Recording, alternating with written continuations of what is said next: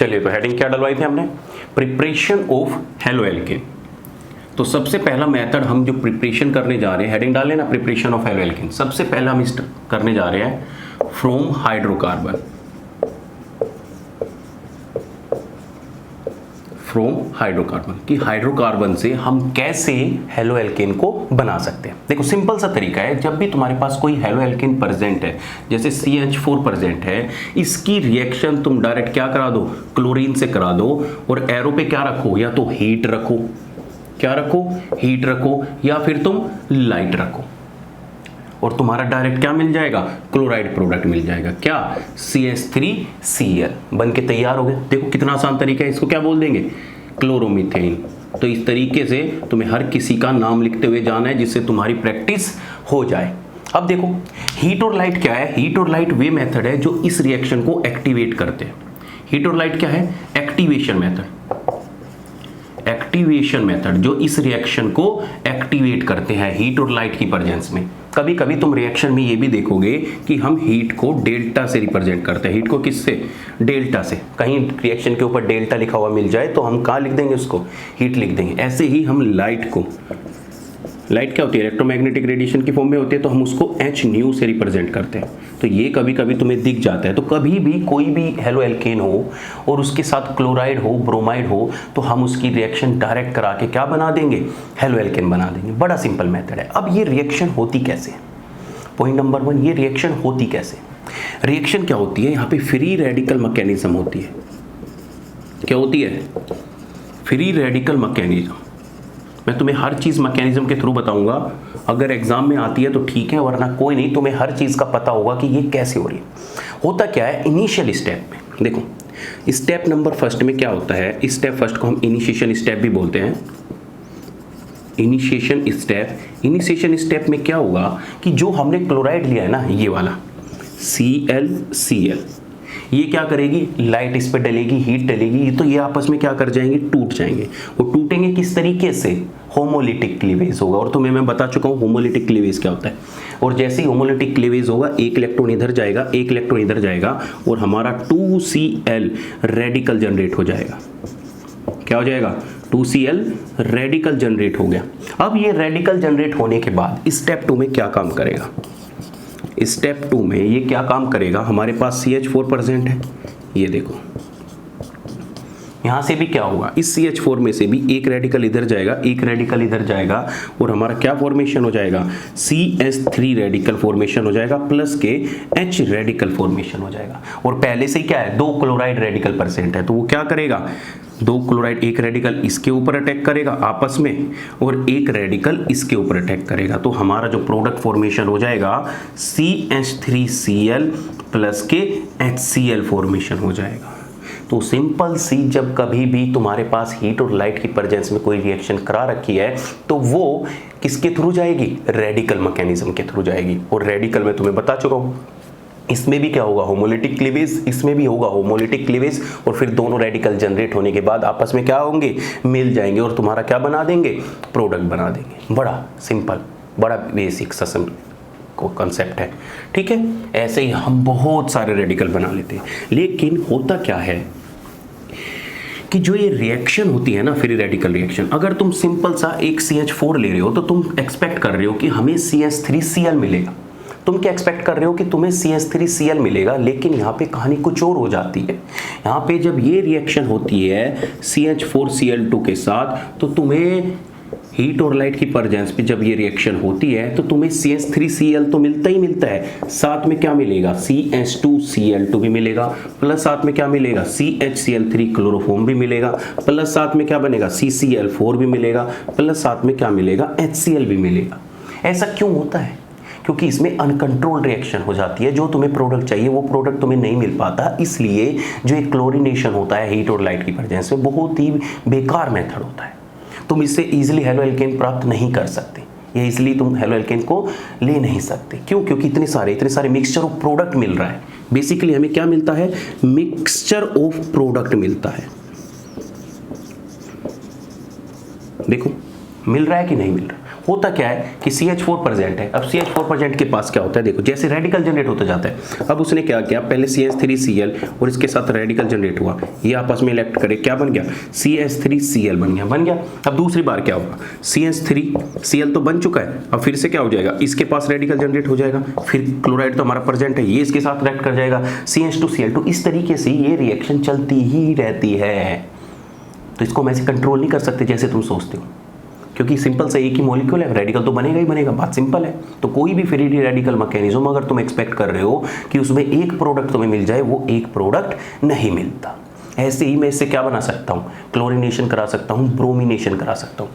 Free radical से क्या करा सकता हूँ, क्लोरीनेशन करा सकता हूँ, ब्रोमिनेशन करा सकता हूँ। लेकिन अगर मुझे फ्लोरोबेंजीन चाहिए, देखो अगर मुझे फ्लोरोबेंजीन चाहिए तो फ्लोरो एल्केन हम नहीं बना सकते। देखो ये रिएक्शन तुम डायरेक्ट किसके, क्लोरीन के लिए कर सकते हो, ब्रोमीन के लिए कर सकते हो, लेकिन अगर तुम्हारे पास कोई CH4 प्लस के F2 प्रेजेंट है और तुम रिएक्शन चाह रहे हो फ्लोरीन के साथ हो जाए, तो तुम्हें मिलेगा तो CH3F, साथ में क्या मिलेगा, HF, और बहुत सारी हीट मिलेगी, क्योंकि ये रिएक्शन जो होती है हाईली एक्सोथर्मिक रिएक्शन होती है।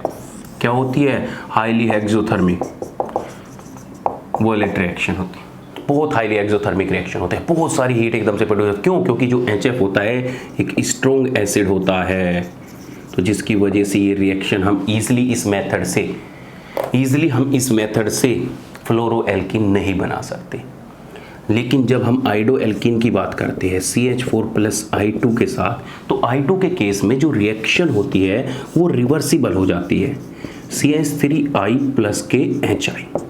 आयोडीन के केस में क्या होता है, देखो क्लोरीनेशन हो जाएगा, ब्रोमिनेशन हो जाएगा, कोई प्रॉब्लम नहीं आएगी। प्रॉब्लम आएगी फ्लोरीनेशन में, इसमें प्रॉब्लम आएगी, इसमें प्रॉब्लम आएगी। फ्लोरीनेशन में क्या होगा, ये सारी चीज़ें लिखते रहना, मैं जो बोल रहा हूँ सुन के और लिखते रहना।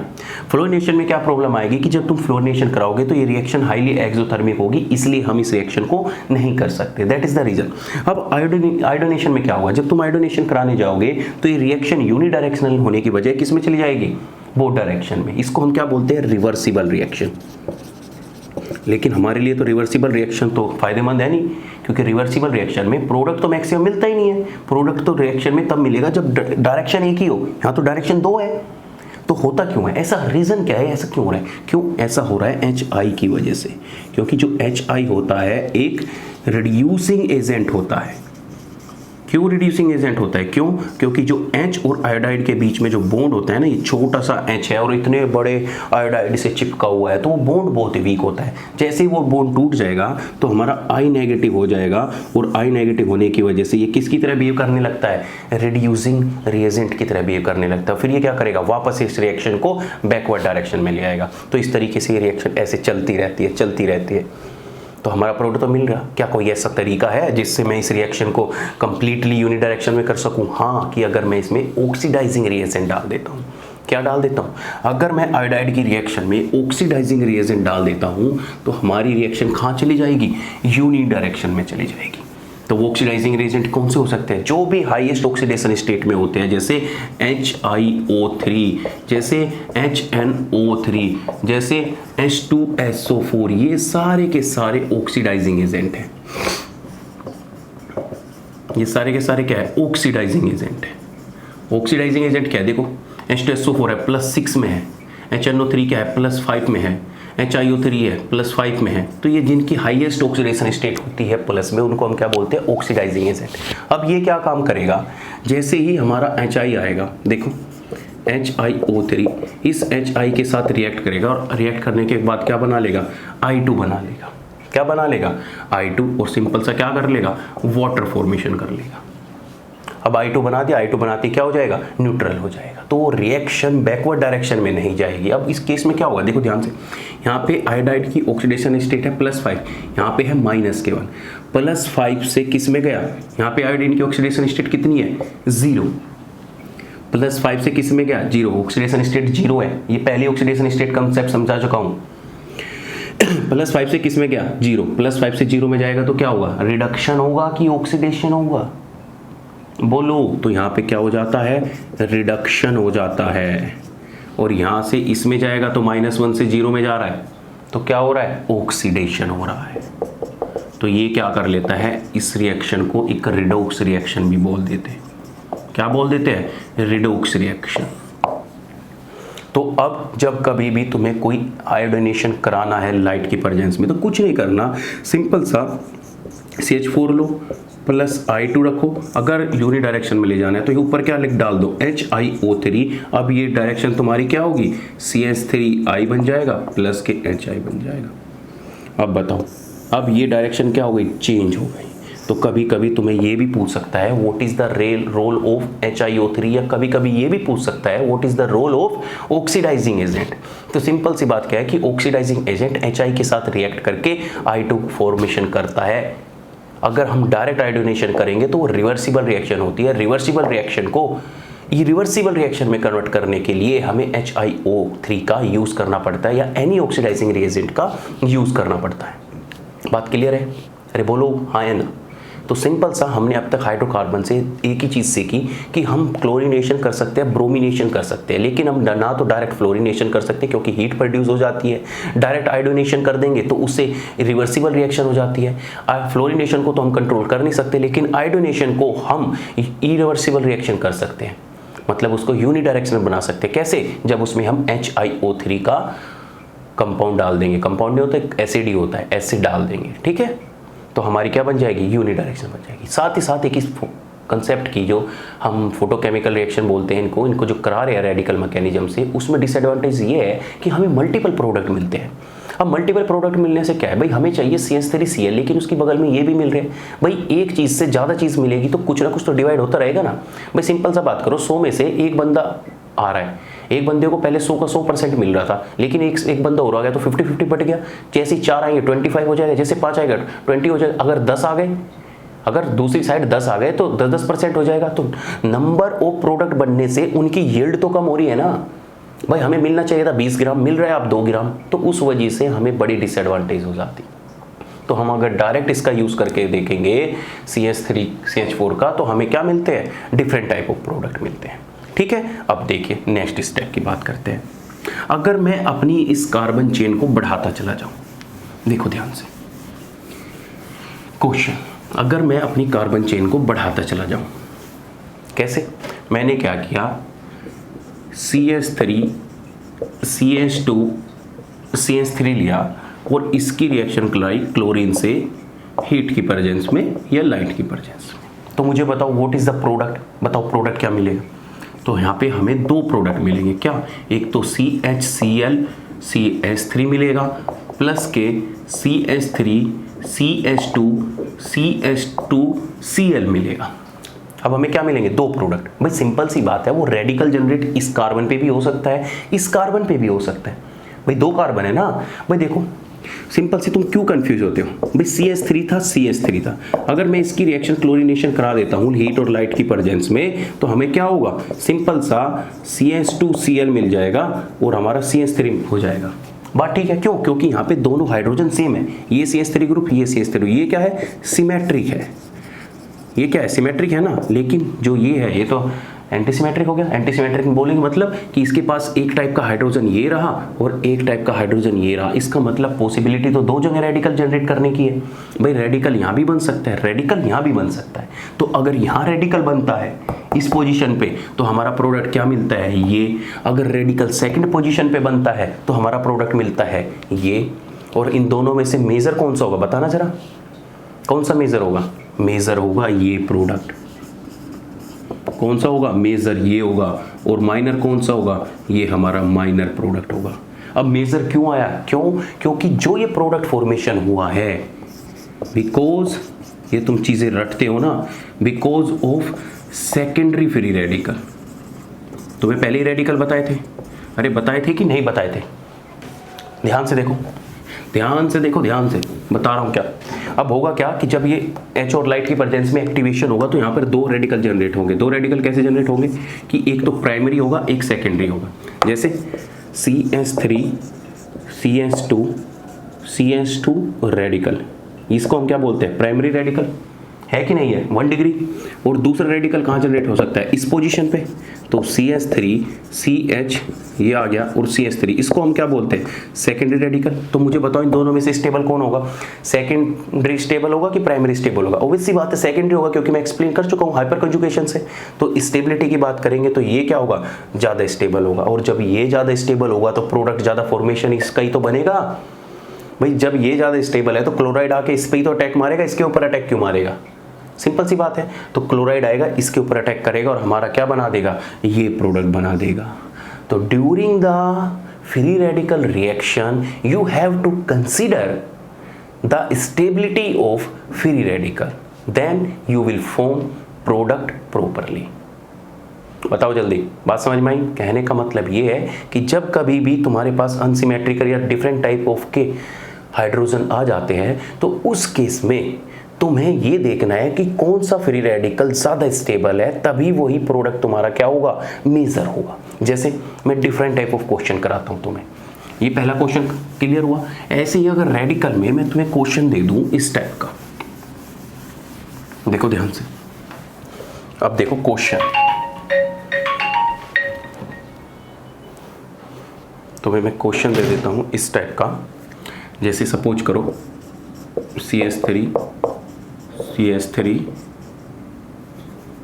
H CH2 CH3, बताइए अगर इसकी रिएक्शन मैं क्लोरीनेशन पे और HNO की प्रेजेंस पे करा देता हूँ तो what will be the product? बताओ क्या प्रोडक्ट होगा, कितने प्रोडक्ट बना सकते हो? मेजर प्रोडक्ट बताओ, मेजर प्रोडक्ट से मतलब है मुझे। तो कुछ नहीं करना, ध्यान से सुन लो क्या तरीका है। अगर देखो यहाँ पर देखो कितने टाइप के हाइड्रोजन प्रेजेंट है, एक टाइप का हाइड्रोजन ये रहा, दूसरी टाइप का हाइड्रोजन ये रहा, और तीसरी टाइप का हाइड्रोजन ये रहा, मतलब 3 टाइप के हाइड्रोजन है, मतलब 3 प्रोडक्ट तो मिल ही सकते हैं, मिलेंगे। अब देखो इनमें देखो, अगर यहाँ पे रेडिकल जनरेट हुआ इस पोजीशन पे, रेड पेन उठा लेता हूँ, अगर इस पोजीशन पे रेडिकल जनरेट हुआ तो वो क्या होगा, प्राइमरी रेडिकल। देखो अगर यहाँ रेडिकल जनरेट हुआ तो यहाँ पे क्या होगा, 1 डिग्री रेडिकल बनेगा। अगर इस पोजीशन पे रेडिकल जनरेट हुआ इस पोजीशन पे तो वो 2 डिग्री रेडिकल बनेगा, बनेगा कि नहीं बनेगा? अगर इस पोजीशन पे रेडिकल जनरेट हुआ इस पोजीशन पे तो यहाँ पे क्या बनेगा, 3 डिग्री रेडिकल बनेगा। अब मुझे बताओ इन तीनों में सबसे ज़्यादा स्टेबिलिटी किसकी है? 3 डिग्री की सबसे ज़्यादा, फिर सेकेंडरी की, और फिर किसकी होती है, प्राइमरी की।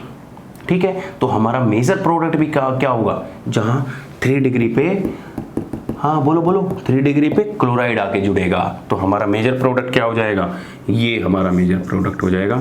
CH3C पे क्या आ जाएगा, CH3 यहाँ पे क्या आ जाएगा, क्लोराइड, CH2 CH3, तो ये क्या हो जाएगा, हमारा मेजर प्रोडक्ट हो जाएगा। बताओ बात क्लियर है कि नहीं है?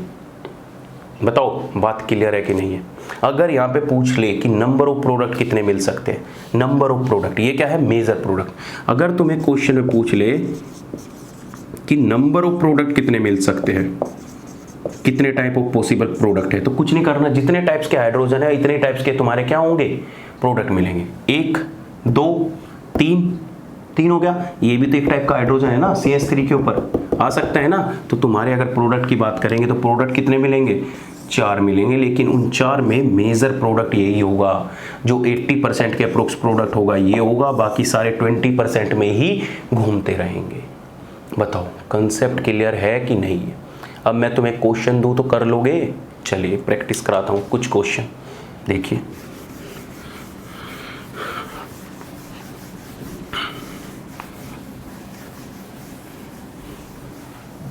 चलिए क्वेश्चन नंबर फर्स्ट, मार्कर दूसरा ले लेते हैं। क्वेश्चन नंबर फर्स्ट, बताइए CH3 Cl2 HNO की प्रेजेंस में। Question number 2,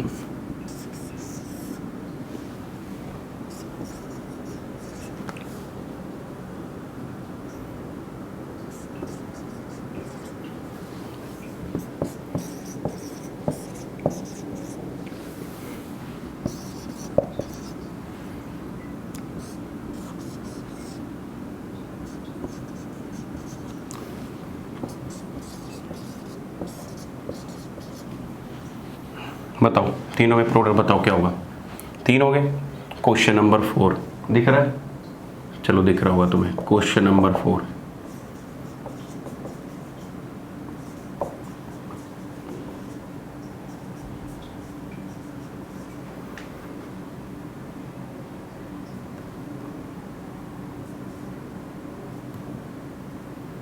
CH CH2 CH3, बताइए क्लोराइड और H न्यू प्रेजेंस। 4 क्वेश्चन लिख दे तुम्हें, और सब में ये भी बताना है कि पॉसिबल प्रोडक्ट क्या होगी, क्योंकि ऐसा क्वेश्चन है तुम्हारा, कितने नंबर ऑफ प्रोडक्ट फॉर्मेशन हो सकते हैं। जितने नंबर ऑफ प्रोडक्ट है उनको आइसोमर बोलते हैं। क्या बोलते हैं उनको? आइसोमर। या तुम्हें क्वेश्चन पूछ ले कितने नंबर ऑफ प्रोडक्ट, या तुम इससे पूछ ले कितने आइसोमर पॉसिबल है, तो वो तुम्हें बताना है। देखो इस केस में कुछ नहीं करना, सिंपल सा, घबराया मत करो क्वेश्चन से। देखो यहाँ पे क्या है, CH3 ग्रुप, एक टाइप का हाइड्रोजन हो गया ये, एक टाइप का हाइड्रोजन हो गया ये। दूसरे टाइप का हाइड्रोजन क्या होता है भाई, यहाँ पे भी तो हाइड्रोजन जुड़े हैं ना, ये भी तो हाइड्रोजन होते हैं, इसको साइक्लोहेक्सेन बोलते हैं। तो दूसरे टाइप का हाइड्रोजन क्या होगा, यहाँ से आएगा, आएगा कि नहीं आएगा? एक हाइड्रोजन यहाँ पे भी तो जुड़ा हुआ है, तो तीसरे टाइप का हाइड्रोजन यहाँ से आएगा। तो ये देखो यहाँ से अगर रेडिकल जनरेट होता है तो ये 1 डिग्री रेडिकल होता है, अगर यहाँ से रेडिकल जनरेट होगा तो वो 3 डिग्री रेडिकल जनरेट होगा, और अगर यहाँ से रेडिकल जनरेट होता है तो इसको हम बोलते हैं सेकेंडरी रेडिकल। तो मुझे बताओ स्टेबिलिटी किसकी ज़्यादा? टर्शियरी रेडिकल की। तो ये क्या होगा, टर्शियरी रेडिकल। इसलिए क्लोराइड आके कहाँ जुड़ेगा, इस पोजीशन पे जुड़ेगा। तो हमारा प्रोडक्ट क्या हो जाएगा, ये हमारा प्रोडक्ट हो जाएगा। लो ये CH3 और ये क्या आ गया, क्लोराइड, यही हमारा प्रोडक्ट हो गया। अगर नंबर ऑफ प्रोडक्ट पूछ ले, नंबर ऑफ प्रोडक्ट क्या होंगे बताओ, इस केस में नंबर ऑफ प्रोडक्ट बता दो क्या होंगे, जो बता दे तो मैं तुम्हें मान जाऊंगा।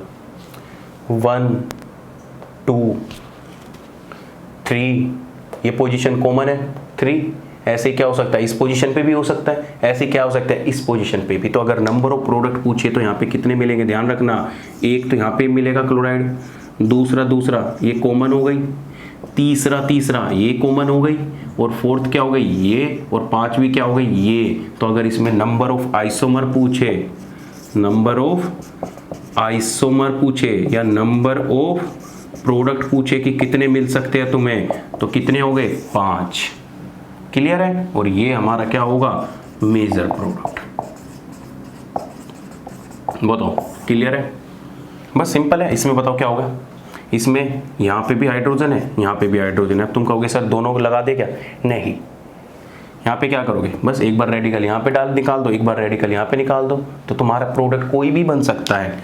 वो तुम्हें क्वेश्चन में एक ही लिख के देगा, या तुम्हें छोड़ो एक ही लगा लो, एक ही ग्रुप लगा लो, 2 में क्यों तुम्हें ज़्यादा कॉम्प्लिकेटेड करना। तो सिंपल सी बात है, इसका मेजर प्रोडक्ट क्या हो जाएगा, ये इसका मेजर प्रोडक्ट हो जाएगा CH3, और यहाँ पे क्या जुड़ जाएगा, क्लोराइड। और ये हाँ ये भी सेम ही हो गया। चलो इसमें बताओ, इसमें क्या हो जाएगा बताओ, लो ये सिंपल है तो इसमें कुछ नहीं, सिंपल आएगा, और ये जाके जुड़ गया क्लोराइड, ये हो गया। इस केस में बताओ क्या होगा, बोलो जल्दी, इस केस में क्या होगा लास्ट वाले में,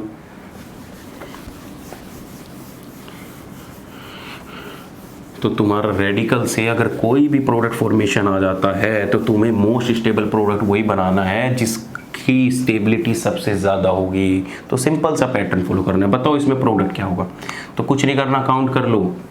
इधर से देखो सिर्फ टर्शियरी रेडिकल यहीं पे जनरेट हो सकता है, तो 3 डिग्री, तो तुम्हारा प्रोडक्ट भी तो यहीं पे बनेगा, तो तुम्हें घबराने की बात है ही नहीं। लो ये बन गया प्रोडक्ट CH3, और तुम्हारा क्लोराइड क्या आ गया, ये आ गया CH2 CH2 CH3।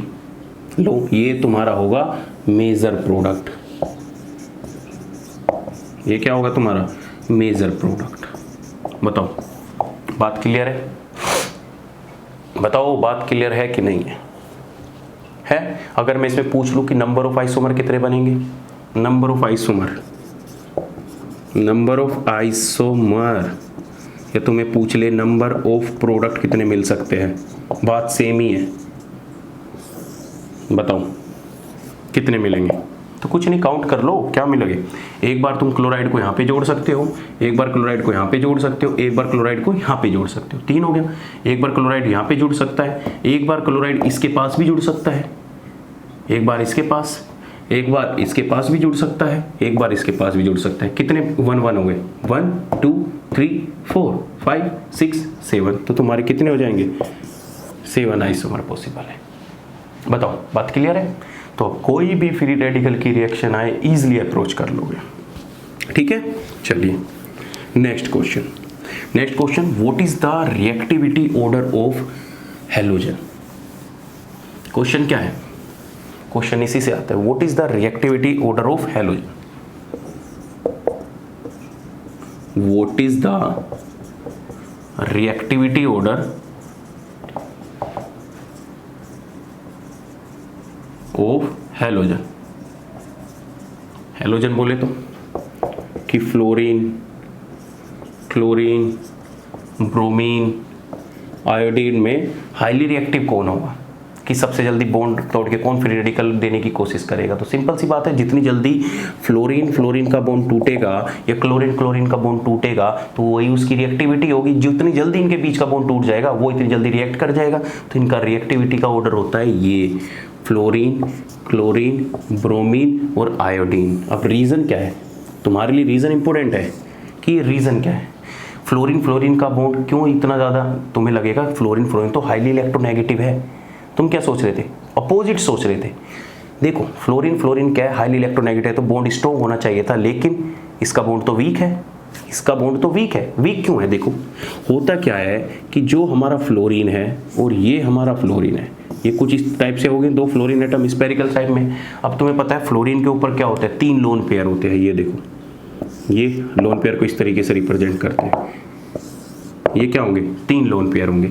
ऐसे इसके पास 3 लोन पेयर होंगे कि नहीं होंगे, ऐसे ही तो होते हैं। अरे अमोनिया को कैसे रिप्रेजेंट करते हो, अमोनिया को ऐसे ही तो रिप्रेजेंट करते हो तुम। अमोनिया के ऊपर क्या होता है, लोन पेयर, तो लोन पेयर को ऐसे ही तो दिखाते हो। तो ऐसे फ्लोरीन के ऊपर भी 3 लोन पेयर होते हैं। अब देखो जैसे तुम देखोगे, अब इनके बीच में क्या होगा, इलेक्ट्रॉनिक रिपल्शन होगा। क्या होगा इनके बीच में, इलेक्ट्रॉनिक रिपल्शन। और जब इनके बीच में इलेक्ट्रॉनिक रिपल्शन होगा तो जो इनका बॉन्ड है बीच का वो वीक होगा, क्योंकि देखो इधर से दोनों की तरफ इलेक्ट्रॉनिक रिपल्शन लग रहे हैं और बीच वाला बॉन्ड क्या हो रहा है, खिंच रहा है। ठीक है, तो जैसे ही खींचेगा तो ये बॉन्ड वीक होगा और बॉन्ड वीक होगा तो इजीली ब्रेक हो जाएगा। तो रीजन क्या है फ्लोरीन का हाईली रिएक्टिव होने का, due to the electronic repulsion. क्या है, due to the electronic repulsion.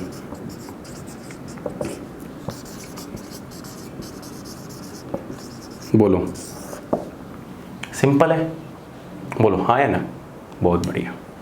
चलिए अब सेकंड प्रिपरेशन पे आते हैं। पहली प्रिपरेशन हो गई हाइड्रोकार्बन से, सेकंड प्रिपरेशन फ्रॉम एल्कीन, कि तुम एल्कीन से कैसे प्रिपेयर कर सकते हो, बताइए। फ्रॉम एल्कीन या एल्काइन, तुम एल्कीन या एल्काइन से कैसे चीज़ों को प्रिपेयर कर सकते हो। देखो सिंपल सा,